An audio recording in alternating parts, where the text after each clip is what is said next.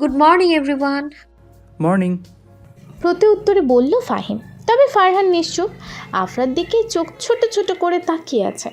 হঠাৎ ফারহানকে এইভাবে তাকিয়ে থাকতে দেখে ভড়কে গেল আফরা। নিজেকে দেখে নিল এক পলক। না, সব কিছু তো ঠিকই আছে, তবে মানুষটা এইভাবে তাকিয়ে আছে কেন? আফরা তাই সরাসরি প্রশ্ন করল, এনি প্রবলেম ফারহান? এভাবে তাকিয়ে আছেন কেন? আপনি ওকে মর্নিং ওয়াকে যাচ্ছেন আমাদের সাথে? ফারহানের কাট প্রশ্ন। ফাহিম হঠাৎ ফারহানের এরূপ আচরণে অবাক, তাই বিষয়টা সামাল দেওয়ার জন্য বলল, ও, তোমাকে বলতে ভুলে গিয়েছিলাম, আফরাও আসলে আমাদের সাথে মর্নিং ওয়াকে যাবে। ফাহান আবার নিজের বড় বড় চোখ দিয়ে পর্যবেক্ষণ করে নিল আফরাকে। এই দৃষ্টিতে কোনো অশ্লীলতা না থাকলেও একরাশ তীব্রতা ছিল। একজন বাঙালি মেয়ে স্বাভাবিকভাবে বিব্রত হয়ে পড়ে এমন দৃষ্টিতে। তবে আফরার মধ্যে এমন কোনো বিষয় লক্ষ্য করা গেল না। সে দাঁড়িয়ে আছে ঠায়ভাবে।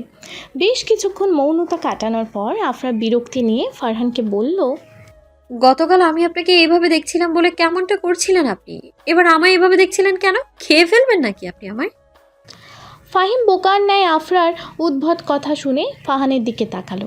ফারহান একটু অপ্রস্তুত হলেও সামলে নেয় নিজেকে। এই মেয়ে ভারী সাংঘাতিক। অন্য 4-5টা মেয়ের মতো লজ্জার ছিটাংশও এর মধ্যে নেই। যা বলে কাট গলায় বলে ফেলে। এই পর্যন্ত বেশ কয়েকবার নিজের কথা দিয়ে ফাহানকে বাকশূন্য করে ফেলেছে আফরা, যা এই রাজনীতির জীবনে অন্য কেউ করতে পারেনি। আর এই ভিনদেশি মেয়ে তো অন্যরকম। আপনি কাইন্ডলি আপনার টপসটা চেঞ্জ করে আসুন, এটা বাংলাদেশ। আপনি চাইলে স্লিভলেস টপস পরে যেখানে সেখানে মর্নিং ওয়াক করে বেড়াতে পারবেন না। মৃদু গলায় বলে উঠল ফারহান। মনোহরী চোখের প্রখর দৃষ্টি এখনও নিবদ্ধ করে রেখেছে আফরার দিকে। আফরা অল্প বিস্তর অবাক হয়ে নিজেকে পরখ করে নিল পুনরায়। মর্নিং ওয়াকের জন্য বরাবরের মতো ট্রাউজার আর স্লিভলেস টপ পরেছে। ফারহানের কথাটি অজান্তেই এগোতে লেগেছে ওর। অপমানে থমথম করছে ওর মুখখানা। তাতে দাঁত চেপে এবার বলল, টপস না পরলে পরবোটা কি শুনি? হাফ হাতা টি শার্ট পরুন অ্যাটলিস্ট। আমার সব টি শার্ট লন্ড্রিতে দিয়েছি আজ। যদি জানতাম যে আপনার জন্য স্লিভলেস টপস পরতে পারবো না, তবে আগেই এইখানে আর আসতাম না আমি। আফরার রাগ লাগছে প্রচণ্ড। এক কথায় রাগে শরীর রিরি করছে। ওর কোনো কাজে বাধা দেওয়াটা কখনোই সে পছন্দ করে না।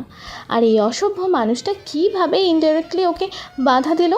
ফারহান বুঝতে পারল না এখানে রাগ করার মতো কী আছে। মুখ দিয়ে অস্ফুট স্বরে তাই বলে উঠল, স্ট্রেঞ্জ গার্ল।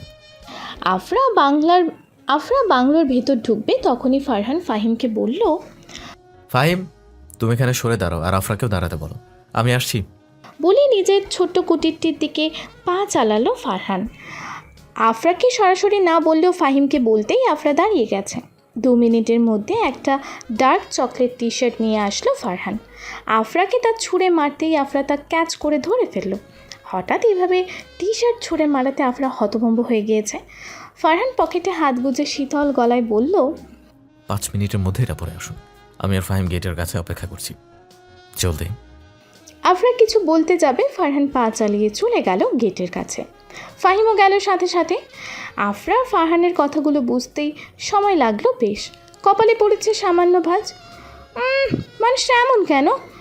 এতক্ষণ উল্টাপাল্টা কথা শোনালো আর এখন নিজেই ও টি শার্ট পরতে দিল আফরাকে। ভাবতেই আফরার গালে রক্তিম আবার ছড়িয়ে পড়লো অজান্তেই। ফারহানের দেওয়া টি শার্ট পরে দ্রুত পায়ে বড় গেটের উদ্দেশ্যে চলে গেল আফরা। তারপর পিচ ঢালাই রাস্তার অপার সৌন্দর্যের ভেতর দিয়েই সবাই জগিং শুরু করলো। আফরার কাছে এ যেন এক নতুন অভিজ্ঞতা। জীবনে বহুবার জগিং বা মর্নিং ওয়াক করেছে, তবে চা বাগানের নিপুণতার ভিড়ে সব কিছু লাগছে নতুন। পথে মাঝে মধ্যে কিছু উপজাতি মানুষের দুরন্ত বেগে চা বাগানে ছুটে চলার দৃশ্য দেখা যাচ্ছে। তো কখনো দেখা যাচ্ছে এখানকার বড় বড় বাংলো বাড়িতে কর্মরত মানুষদের নাস্তা নিয়ে এখানে ওখানে যাওয়ার দৃশ্য।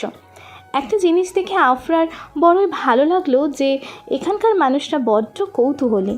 নতুন কিছু দেখলে অবাকের ন্যায় সেদিকেই তাকিয়ে থাকে। তবুও আন্তরিকতার কোনো যেন কমতি নেই। কেননা যতবারই আফরা কারো সাথে চোখাচোখি হয়, প্রতিবারই কেউ না কেউ ঠোঁটে হাসি ফুটিয়ে সাধুবাদ জানাচ্ছে। আফরার মনে হঠাৎ আমেরিকায় থাকাকালীন এক নিত্য সাধারণ দৃশ্য চোখের সামনে ভেসে উঠল। ভোর হওয়ার পরেই আফরা ওদের ডিসির ফ্ল্যাটের বাইরে যেই পার্ক আছে ওখানে জগিং করত। বলা বাহুল্য আমেরিকার রাজধানী ওয়াশিংটন ডিসি অন্য উন্নত 4-5টি দেশের রাজধানীর মতো না। এখানে আধুনিকতার ছোঁয়ার তুলনায় আভিজাত্যটাই একটু বেশি, আর তাই ডিসির পথে সেকালে হেঁটে বেড়ানোতে এক অন্য আনন্দ পেত আফরা। তবে সেখানকার মানুষের যেন অন্যের দিকে চোখ তুলে তাকানোর মতো বিন্দুমাত্র ফুরসত নেই, না আছে সেদিকে কোনো ভ্রুক্ষেপ। আফরা চোখ বন্ধ করলেই আমেরিকার সৌন্দর্য আর ওর ব্যক্তিগত জীবনের কথাগুলো মনে পড়লেও সেখানকার আশেপাশের মানুষদের কথা বড়ই কম মনে পড়ে। তবে বাংলাদেশের ক্ষেত্রে তা হলো উল্টো। এখানে সৌন্দর্য যতটা মানুষকে কাছে টানবে তার থেকেও বেশি কাছে টানবে এখানকার অধিবাসীরা। ফারহানের ইতিমধ্যে চোখ গেল আফরার দিকে। আফরা মনে কিছু একটা ভাবতে ভাবতে জগিং করছে। ফারহান কিছু একটা ভেবে হাতের কবজি চেপে ধরে থামিয়ে দিল ওকে। ভাবনায় সুতো হঠাৎ ছেড়ে যাওয়ায় আফরা অবাক। ফাহিমও ইতিমধ্যে থেমে গিয়েছে। ফারহান চাপা কণ্ঠে বলল, ভাবাভাবি বন্ধ করে সকালের এই সৌন্দর্যটা দেখুন। শ্রীমঙ্গলের ওয়ান অফ দ্য মোস্ট পিচ্ছিল রাস্তা একটা, অসাবধান হলেও ডিরেক্ট পা ভেঙে যাবে। এমনিতেও তো পকর পকর করে মাথা খান আমার, এবার কি পা ভেঙে আমাদের জ্বালাতন বাড়ানোর ইচ্ছে আছে নাকি? ফারহানের এই কথাটা সর্বাঙ্গে আগুন ধরিয়ে দিল আফরার। ঠোঁট চেপে হাঁসফাঁস করে যাচ্ছে। একটা মানুষ এতটা বজ্জাত কীভাবে হতে পারে? দেখতে যতটাই না সুন্দর তার থেকে বান্দর বেশি। ফাহিম ফারহানের কথায় মিনমিনিয়ে হাসতে যাবে, তবে আফরার অগ্নি চেহারা দেখে তার হলো না। ফারহানের পিঠে হালকা বাড়ি দিয়ে বলল, ফারহান রে, তোমার কথার কুল কিনারা বুঝি না। আপনারা বেড়াতে এসেছে আমাদের এখানে, তোমার কাট কাট কথা শুনে তো বিরক্ত হয়ে চলে যাবে। এমন মিষ্টি মেয়ের সাথে এমন করে কথা বলতে তোর ঠোঁট কাঁপে না? মিষ্টি না ছাই? কথাটা ফারহান বিড়বিড়িয়ে বলেই সামনের দিকে রওনা হলো। আফরাও ফারহানের সাথে কোনো কথা বাড়ালো না। শক্তপোক্ত গলায় ফাহিমকে বলে উঠল, সামনে চলুন। অবশেষে শ্রীমঙ্গলের পাওয়ার হাউসের সামনে থামলো ওরা তিনজন। এই রাস্তাটি এখানকার একটু উঁচু পথ হলেও সমান্তরাল হওয়াতে হাঁটতে বেশ। আফরা আর চোখে তাকালো ফারহানের দিকে। ফারহান হাঁপাচ্ছে, দুহাত হাঁটুতে ভর দিয়ে উপুর হয়ে নিঃশ্বাস ফেলছে ক্রমাগত। চুল বেয়ে ঘাম পড়ছে খানিকটা। দৃশ্যটা একটু অন্যরকম। ফাহিম হাত ঘড়ি দেখে বলে উঠল, 1 ঘন্টা হয়ে গিয়েছে প্রায়, এবার তাহলে ফিরে যাওয়া যাক। তোমার এই একটা সমস্যা ফাহিম, সব কিছু টাইম টু টাইম করতে চাও। বিষয়টা ভালো, তবে সব সময় না। এই যে এখন সকালটা দেখেছো, অন্যান্য দিনের তুলনায় অনেক স্বচ্ছ। আর পাওয়ার হাউসের এই পয়েন্টটা আমার সবচেয়ে পছন্দের একটা জায়গা এখানকার ভিউয়ের জন্য। So chill and enjoy it. ফাহিমের কথা শেষ হতে না হতেও শীতল কণ্ঠে বলে উঠল ফারহান। আফরার ঠোঁটের কোণে একটা সূক্ষ্ম হাসি ফুটে উঠল ওর কথায়। কেননা ফাহিমের এই কথাটি ওরও ভালো লাগছিল না। কিছু বলতে যাবে এর পূর্বেই ফারহান তা সুন্দরভাবে হ্যান্ডেল করে নিল। ফারহানের এই বিষয়টাই অন্যরকম। হয়তো অনেক গম্ভীর একরোখা মানুষ, তবে অজানা একটা টান কাজ করে। আফরা সময় ব্যয় না করে বলে উঠল, আপনার প্রকৃতি ভালো লাগে ফারহান? ফারহান তাকালো আফরার দিকে। আফরার সরু চোখের দৃষ্টি ফারহানের মধ্যেই আবদ্ধ। ফারহান মৌন স্বরে প্রত্যুত্তর করল,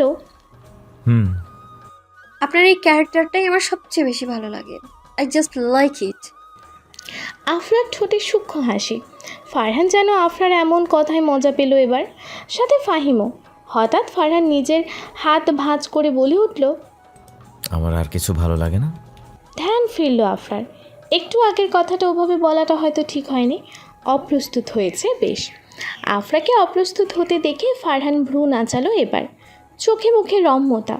এই প্রথম আফরাকে অপ্রস্তুত হতে দেখে মনে অনাবিল শান্তি কাজ করছে। আফরা আমতা আমতা করে শেষ পর্যন্ত বলেই ফেলল, সেটার উত্তর এখন দেব না। আপনার নেচার লাভিং ক্যারেক্টারটা আমার ভালো লাগে, আর আমি সেটা বলে ফেলাম, দ্যাটস ইট। ফারহান সামান্য হাসল আফরার উত্তর শুনে।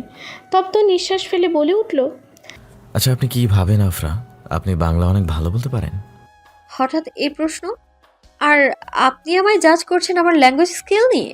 দেখুন, হয়তো আমি আমেরিকায় বড় হতে পারি, তবে বাংলা আমি অনেক ভালোভাবেই শিখেছি ছোটবেলায়। তার ছেলের গলায় বলল আফরা, যেন ফারহানের এমন কথা ওর কাছে কোনো ব্যাপারই না। ফারহান পকেটে হাত ঢুকিয়ে একটা হাসি দিল পুনরায়। অতঃপর আফরার কাছে এগিয়ে আসতেই আফরা কিঞ্চিত অবাক হলো। আড়ষ্ট কণ্ঠে ফারহান এবার বলে উঠল, আমার প্রশ্নের উত্তর একটু আগে দিলেন আপনি। হ্যাঁ, মানছি আপনি বাংলা শিখেছেন ছোটবেলায়, তবে নিজের মম ড্যাড ছাড়া কখনোই কারোর সাথে বাংলায় কথা বলেননি। তাই আপনি একাধারে বাংলা বলতে পারেন না, অল্প ভাষাতেই সব বলার চেষ্টা করেন। আর যখন কোনো কথা 3-4 লাইনের বেশি বলার চেষ্টা করেন তখনই গোলমাল লেগে যায় আপনার কথায়। তারপর বাংলা আর ইংরেজি দুইটাই মিশিয়ে জগা খিচুড়ি বানিয়ে ফেলেন।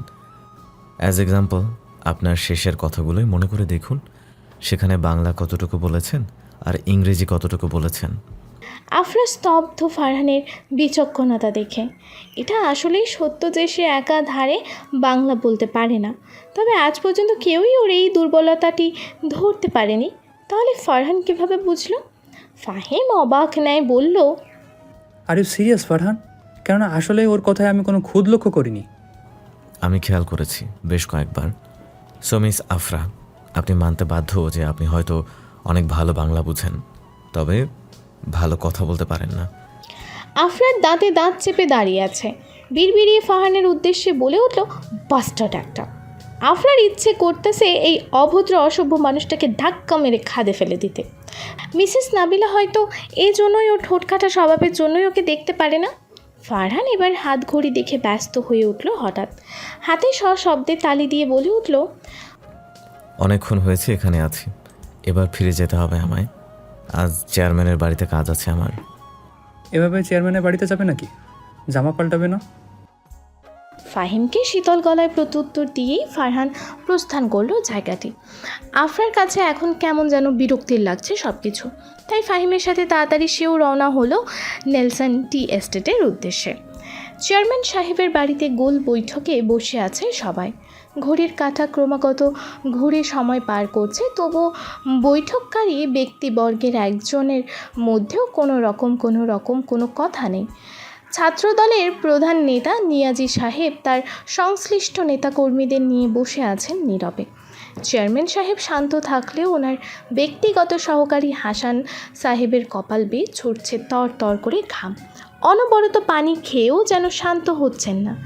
এক পর্যায়ে ওনার বোতল শেষ হতেই হঠাৎ খেয়াল করলো কেউ ওনার দিকে বোতল এগিয়ে দিয়েছে। হাসান সাহেব তাকালেন সেদিকে। আগন্তুকটি বলে উঠল,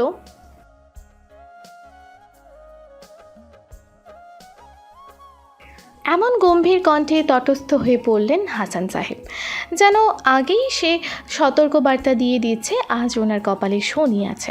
হাসান সাহেব ভয়ার্ত চোখে তাকালেন ব্যক্তিটির দিকে। মানুষটা ফারহান। গেরুয়া রঙের পাঞ্জাবির হাত ভাঁজ করে বসে আছে ভ্রুক্ষেপহীনভাবে, তবে ঠোঁটে বরাবরের মতো চাপা হাসি। বড় বড় চোখজোড়ার তীক্ষ্ণ নজর যেন নিমিষেই ভস্ম করে দিতে পারবে। হয়তো গোসল সেরে এখানে এসেছে বলে অত্যন্ত গোছালো মনে হচ্ছে। এমন তাগড়া সুদর্শন যুবকের কথায় যে মধ্যবয়স্ক হাসান সাহেবও এতটাও ভয় পেয়ে যাবেন, বিষয়টা হয়তো হাসান সাহেবের নিজেরও কল্পনায় ছিল না। কী উদ্দেশ্যে এই গোল বৈঠক করতে বললেন সেটা আগে পরিষ্কার করুন নিয়াজি সাহেব। চেয়ারম্যানের শান্ত কণ্ঠ। ফারহান এবার হাসল কিঞ্চিত, অতঃপর রাগ বাড়িয়ে বলে উঠল,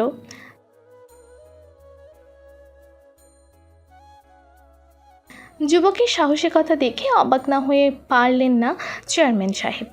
নিয়াজি সাহেবকে তাই প্রশ্ন করলেন, এই ছেলে কি আপনার দলের কোনো নেতা আটে তার নাকি? বয়স তো অল্প মনে হচ্ছে, তবে এমন ঠোঁটকাটা স্বভাবের হলে যে সামনে বিপদে পড়বে ধরিয়ে দেবেন না। সে আমার দলের কোনো নেতা টেতা না, আমাদের বাস্তিটির ছাত্র দলের হয়ে কাজ করে। রাজনীতি করার ক্ষমতা আছে দেখে উপর পক্ষের অনেকেরই নজর কেড়েছে। ফারহান জুবায়েদ, তবে কখনোই কোনো দলের হয়ে সে রাজনীতি করেনি।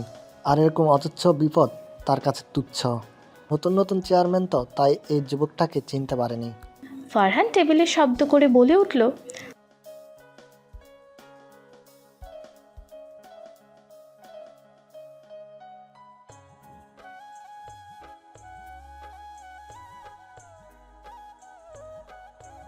মুখ সামলে কথা বলো ছেলে, প্রমাণ আছে তোমার কাছে?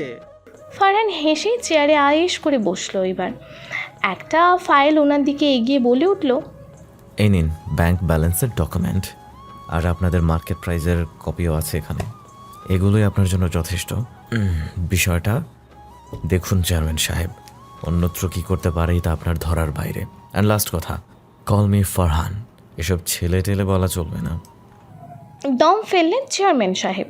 ফারহানের তীক্ষ্ণ কথাবার্তায় শরীর কেঁপে উঠছে তার। একটা সৌজন্যমূলক হাসি দিয়ে ফারহান গোল বৈঠক ত্যাগ করল। পেছন পেছন বেরিয়ে গেল সাব্বির, শামসু এবং নিয়াজি সাহেবও। চেয়ারম্যান এবার সূক্ষ্ম চোখে হাসান সাহেবের দিকে তাকালেন। ভয়ে ওনার অবস্থা আধমরা, কেননা তিনিও এই দুর্নীতির মধ্যে সামিল, যা ফারহান ধরতে পেরেছে আর কখনোই ওনাকে ছেড়ে দেবে না। চেয়ারম্যান সাহেব পাঞ্জাবির ওপরে দুটো বোতাম খুলে চেয়ারে শরীর এড়িয়ে দিলেন। এবার জড়ানো গলায় বললেন, এর আগে ব্যবস্থা নিতে হবে, না হলে ভবিষ্যতে বিপদ হয়ে যাবে আমার। এখন প্রায় পড়ন্ত সন্ধ্যা। ইলার দুজন বান্ধবী এসেছে আজ আফরার সাথে দেখা করতে। মেয়ে দুটির নাম রিমি আর সোহা। ওরা সবাই একসাথে পড়ে। আফরা বেশ কৌতূহল নিয়ে মেয়ে দুটিকে ড্রয়িং রুমে দেখালো। কথাও হলো বেশ। আফরা অত্যন্ত মিশুক প্রকৃতির, অনেক সহজেই সবার সাথে মিশে যেতে পারে। তাই অল্প সময় ব্যয় হওয়ার পরই ওরা আফরার সাথে মিশে গেল। অতঃপর শুরু হলো জম্পেশ আলাপ। তন্মধ্যে সোহা আফরাকে জিজ্ঞেস করলো, আপু, তোমার কেমন টাইপের লাইফ পার্টনার পছন্দ? এর উত্তর দেওয়ার জন্য আফরা ভাবলো কিছুক্ষণ, কেননা এই ব্যাপারে অতটা গভীরভাবে ভাবেনি সে। ওর কাছে রিলেশন ছিল টাইম পাসের মতো, সেখানে বিয়ের মতো চিন্তা ভাবনা তো ওর কাছে কল্পনাতীত ব্যাপার। আফরা মৃদু হেসে বলল, এমন টাইপের মানুষ যার জন্য কখনো আমাকে যেন চেঞ্জ হতে না হয়, আমি যেমন ঠিক তেমন ভাবেই ভালোবাসবে আমায়। আফরার এই উত্তরটি বেশ পছন্দ হলো ইলা সহ সোহা আর রিমির। রিমি এবার ফিসফিসিয়ে বলল, আমার তো ফারহান ভাইকে অনেক ভালো লাগে, যদি পারতাম না ওনাকেই বিয়ে করে নিতাম। আফরা ঠোঁট চেপে হাসল রিমির কথায়।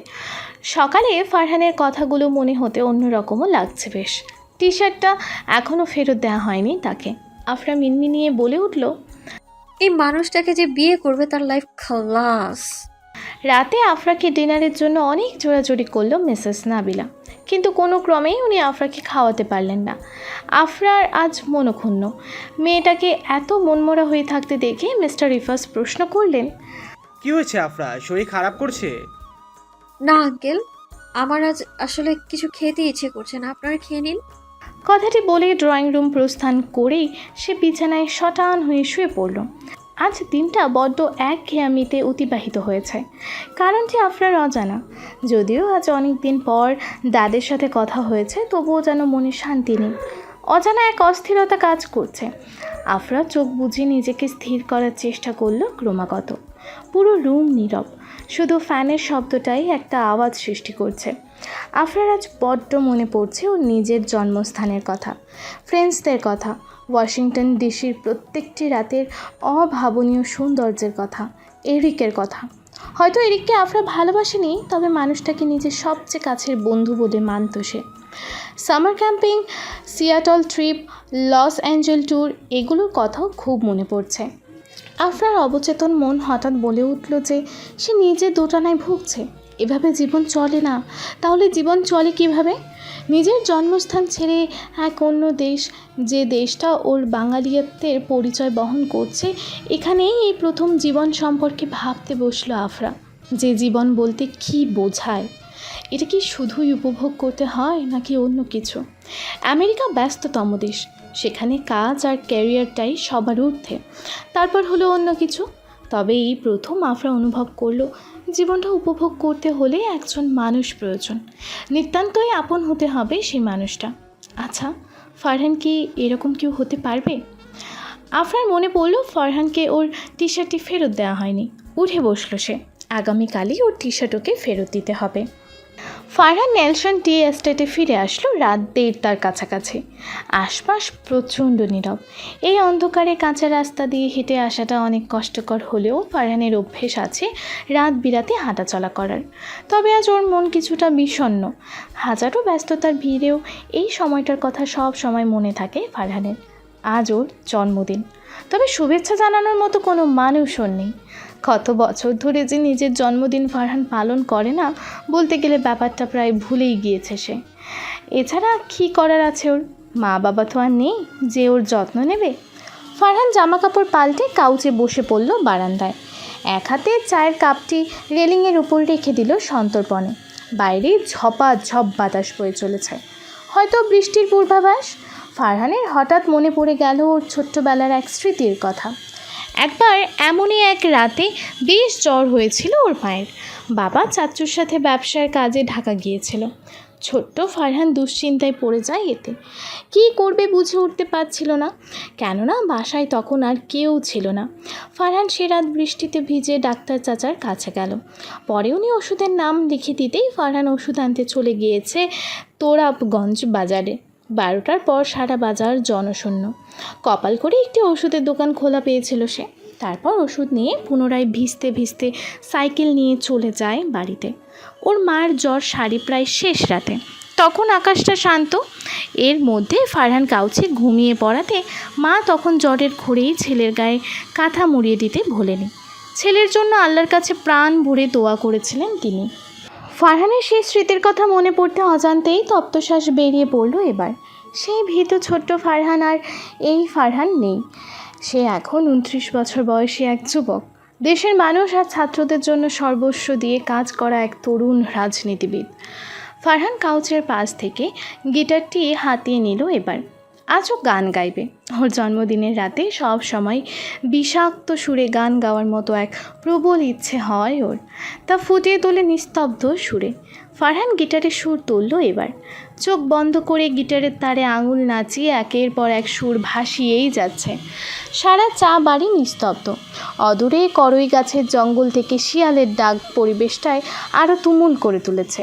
সেই সাথে তো রয়েছে চা বাড়ির আষাঢ়ের হাওয়া। হঠাৎ বিদ্যুৎ চমকানো তালে আধার দরজায় একটি অবয়ব দেখতে পেল ফারহান। চিরচেনা এই জায়গাটিতে এই দৃশ্য ফারহানের কাছে নতুন। ফারহান মলিন চোখে এক পলক ওই অবয়বটির দিকে তাকিয়েই রইল। অতঃপর গিটারে বাজানো বন্ধ করে বলে উঠল, কেন এসেছেন আফরা? আফরা আলতো হাসল এবার। ফারহান নির্বিকার, শীতল চোখে জোড়া এক মনে হাতের গিটারটির দিকে।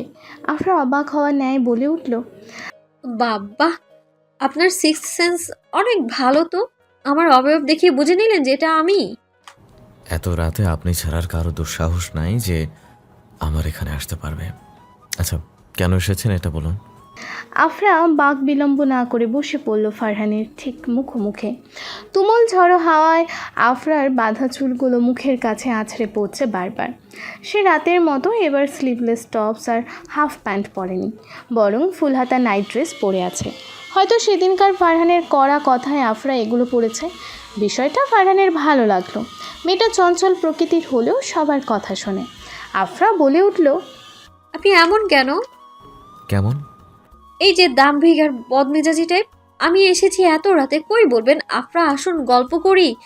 ফাহিম আর ইলা হয়তো এমনটাই বলতো, তবে আপনি তো আবার মিস্টার কমরেড, কথা তো আর মুখ দিয়ে বের হয় না আপনার। শেষ কথাটা ব্যঙ্গ করে বলল আফরা। ফারহান ভ্রু কুচকালো আফরার এমন সহসা কথাগুলো শুনে। শীতল কণ্ঠে বলল, এই জন্যই ওরা ফাহিম আর ইলা এবং আমি ফারহান। ওদের মা শিক্ষা দিয়েছে কিভাবে মেহমানদের সাথে কথা বলতে হয়, আর আমার মা শিক্ষা দেয়নি, তাই আমি এমন। আফরা চুপ হয়ে গেল। এই মানুষটার সাথে মজা করাটাই বেকার। ফারহান নিঃশব্দে বসে রইল এবার। আফরার গহীন দৃষ্টি ওকে এক অন্য ঘুরে নিয়ে যাচ্ছে। গিটারটা রাখতেই আফরা স্থির কণ্ঠে বলল, আপনার এই বিষাক্ত সুরের মায়া জালেই তো আবদ্ধ হয়ে আসলাম এখানে, আর এখন এই গিটারটাই আপনি রেখে দিচ্ছেন? ফারহান মৃদু গলায় বলল, আমার তখন ইচ্ছে হচ্ছিল গিটার বাজানোর, এখন আর ইচ্ছে করছে না, তাই রেখে দিচ্ছি। ফারহান উঠে দাঁড়ালো এবার। আফরার হাত ধরে টেনে ওঠালো ওকেও। আফরার চাহনি নিবিড়, বাতাসের তালে কেঁপে উঠছে ওর ঠোঁট জোড়া। এই শ্রীমঙ্গল জায়গাটি বারবার ওকে অজানা মায়ায় হারিয়ে দিচ্ছে। সেই সাথে ফারহান নামের মানুষটাও। বিদ্যুৎ চমকাচ্ছে বারবার, সেই সাথে বারবার উজ্জ্বল ফর্সা হয়ে উঠছে ফারহানের শ্যামলা মুখ।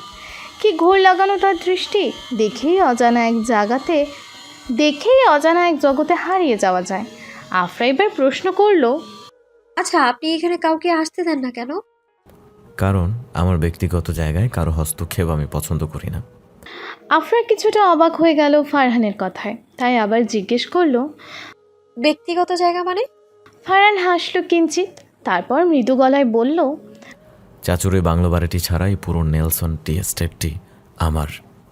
অবাকের সীমা যেন আরও অতিক্রম করলো আফরার। সে তো মনে করেছিল যে জায়গাগুলো সম্পূর্ণ মিস্টার ইফাজের। ফারহান শুধু এখানে দায়িত্বে আছে, কিন্তু হলো উল্টো। হঠাৎ অনিশ্চিত ভাবনার মুখোমুখি হয়ে আফরা স্থির হয়ে গেল। নরম গলায় বলল, তাই তো বলি, রাজনীতি করে আপনার দিন চলাটা সহজ না। আপনার ইনকাম তো সবই টি স্টেট থেকেই, তাই না? হ্যাঁ। ফারহান বলে উঠল। আফরা হঠাৎ তীক্ষ্ণ চোখে ফারহানের দিকে তাকালো। আফরা এতক্ষণে খেয়াল করেছে ফারহান কিছুটা বিরক্ত আফরার উপস্থিতিতে, তাই জড়ানো কণ্ঠে বলল, আমি বুঝি না আপনি আমায় এত বিরক্ত করেন, মনে করেন কেন? আজব, আমি কি আসলে বিরক্তিকর কেউ? শুধু বিরক্তিকর বললে ভুল হবে, মহা বিরক্তিকর। আপনার মতো পাগলাটা মেয়ে আমি কখনো দেখি নাই। রাতে গিটারের সুর শুনেছেন দেখে এভাবে এখানে এসে পড়তে হবে? কেউ দেখলে কি হবে? ফারহানের প্রখর গলা। আফরা গোল গোল চোখ করে বলল, তো লুকিয়ে আসবো নাকি? লিসেন, এই আফরা লুকিয়ে টুকিয়ে কাজ করার মানুষ না, বুঝছেন? ফারহান তপ্ত শ্বাস ছাড়ল এবার। এখন কথা বাড়ালেই কথা বাড়বে, দাঁতে দাঁত চেপে তাই বলে উঠল, আপনি প্লিজ এখান থেকে যাবেন। আফরা হঠাৎ কিছু একটা ভেবে খুব কাছাকাছি এসে দাঁড়ালো ফারহানের। কিছুটা পা উঁচু করে। ফারহান তখনও স্থির হয়ে দাঁড়িয়ে রইল। মুখের বিরক্তি ভাবটা উবে গেল কর্পূরের ন্যায়। আফরার ঠোঁটে স্মিত হাসি। ফিসফিসিয়ে বলে উঠল, যাবো না আমি। দরকার পড়ে সারা রাত আপনার হন্টেড হাউসেই থাকবো। কি করবেন এবার আপনি? ইতিমধ্যে শুরু হয়েছে ঝিরিঝিরি বৃষ্টি। প্রচণ্ড বাতাসের সমাহারে সর্বত্র উত্তাল। ফারহান অনুভব করতে পারছে এই মেয়েটার জন্য অজান্তেই ওর হৃদয় চিনচিন ব্যথার উপদ্রব। হলোটা কি ফারহানের?